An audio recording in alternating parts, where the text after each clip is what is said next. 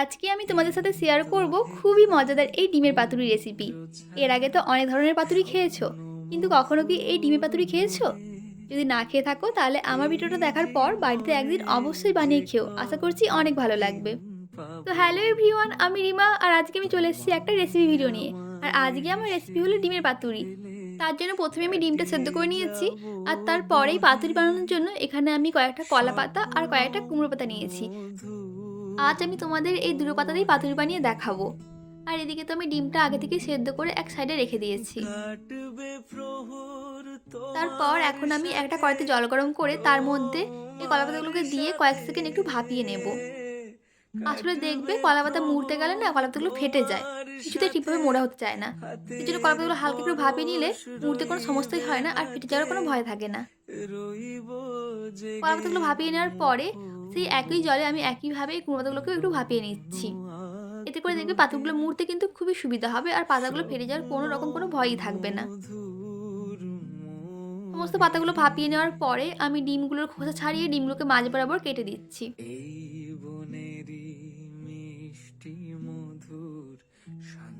এবার একটা মশলা তৈরির পালা, তাই নিয়ে নিলাম মিক্সিং বোল। আর প্রথমে এর মধ্যে দিয়ে দেব 1 চামচ পোস্ত বাটা, 1 চামচ সর্ষে বাটা, আর দিচ্ছি ঝাল অনুসারে লঙ্কা বাটা। এখানে আমি কাঁচা লঙ্কা নিয়েছি। আর দিচ্ছি একটা পেঁয়াজ কুচি। এটা কিন্তু পুরোপুরি অপশনাল, তোমরা চাইলে পেঁয়াজটা স্কিপ করতে পারো। দিচ্ছি পরিমতো লবণ, আর দেবো সামান্য একটু হলুদ গুঁড়ো। আর পাতুরি সব থেকে যেটা মেন দরকার সেটা সর্ষের তেল, তাই অনেক পরিমাণে সর্ষের তেল দিলাম। এবারে সব কিছুকে খুব ভালো করে মিশিয়ে নেব। সবটা ভালোভাবে মেশানো হয়ে গেলে এর মধ্যে আমি আগে থেকে কেটে রাখা ডিম সিদ্ধগুলো দিয়ে দিচ্ছি।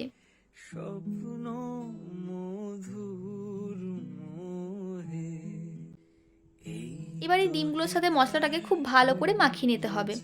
তবে এটা একটু সাবধানে করো, তার কারণ ডিমটা যেহেতু মাঝখান দিয়ে কাটা রয়েছে, কুসুমটা যাতে বেরিয়ে না যায়, ওদিকে লক্ষ্য রেখে ডিমটা ভালো করে মাখিয়ে নিতে হবে।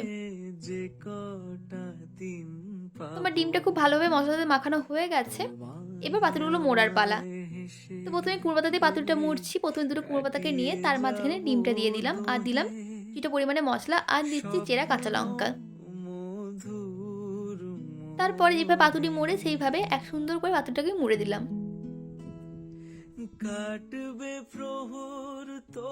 পাতুরিগুলো খুব ভালোভাবে মুড়তে হবে যাতে ভেতর থেকে মশলাটা বেরিয়ে না যায়।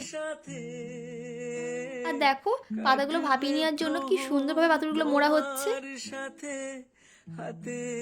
তো এই যে খুব সহজেই আমাদের একটা পাতুরি করা কমপ্লিট। কি সুন্দর লাগছে না দেখতে পাতুরিটা মোড়ার পরে। এবার চলো একটা কলা পাতায় পাতুরি মুড়ে দেখাই।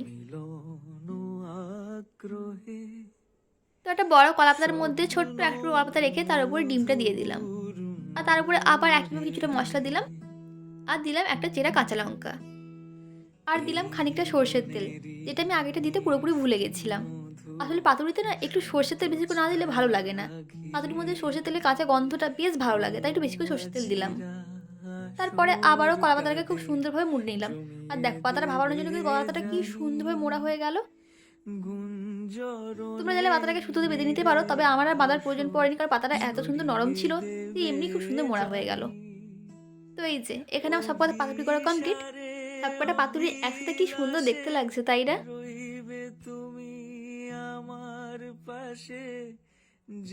এরপর আমি কড়াইতে সামান্য সর্ষে তেল দিয়ে সেটাকে গোটা কড়াইতে ভালো করে ব্রাশ করে নিচ্ছি। এরপর এর মধ্যে একে একে পাতুরিগুলো দিয়ে দেব।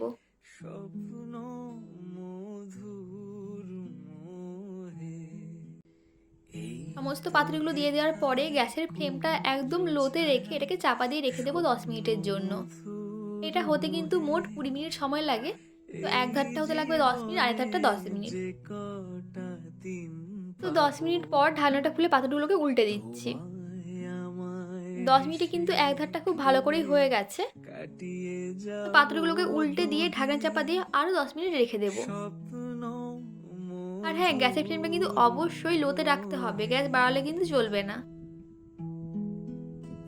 তো আরও 10 মিনিট পর ঢাকনা খুলতেই দেখলাম আমাদের পাতুরি পুরোপুরি রেডি। দেখেছো কি সুন্দর লাগছে দেখতে পাতুরিগুলো, আর কলাপাতার রঙটাও চেঞ্জ হয়ে কতটা লালচে হয়ে এসছে। এবার আমি কড়াই থেকে এক এক করে সমস্ত পাতুরিগুলো নামিয়ে নিচ্ছি। পাতুরিগুলো করার পরেই গরম গরম ধোঁয়া ওরা ভাতের সাথে পাতুরি নিয়ে বসে পড়লাম খেতে। তো দাঁড়াও, তোদেরকে একটা পাতুরি খুলে দেখাই ভেতরটা কেমন হয়েছে।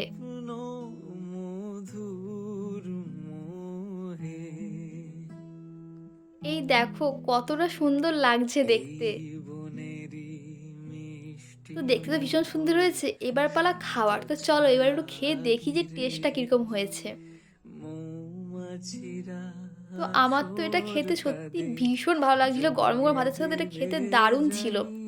আর তোমরা কিন্তু বাড়িতে একদিন অবশ্যই বানিয়ে খেও, তাহলে তো তোমরাও বুঝতে পারবে এটা খেতে কেমন হয়েছিল।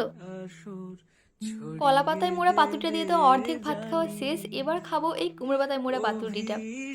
আর কুমড়ো পাতায় মোড়া তো একটাই সুবিধা, সেটা হলো যে পাতাটাও কিন্তু খাওয়া যাবে, পাতাটাকে আর ফেলতে হবে না। তবে সত্যি কথা বলতে আমার কিন্তু কুমড়ো পাতার মোড়া পাতুরিটার থেকে কলা পাতার পাতুরিটা খেতে বেশি ভালো লাগছিল। আর এই কুমড়ো পাতাটা খাওয়া গেলেও পাতার টেস্টটা না অতটা ভালো লাগছিল না পাতুরিতে, এর থেকে কিন্তু কলা পাতাটা মাছ বেটার ছিল। যদি তোমরা বাড়িতে ট্রাই করলে অবশ্যই কলা পাতাতে করে ট্রাই করো, আর যদি পাতাটাও খেতে চাও তাহলে কুমড়ো পাতাতে করো, তোমার যেটা ইচ্ছে। আর করার পর কিন্তু আমাকে কমেন্টে জানিয়ে তোমাদের কেমন লাগলো। তো আজ এই ভিডিওটা এই পর্যন্তই। আমি এখন পাতুরিতে ভাজতে থাকি, আর তোমরা আমার চ্যানেলটা সাবস্ক্রাইব করে দিও। টাটা।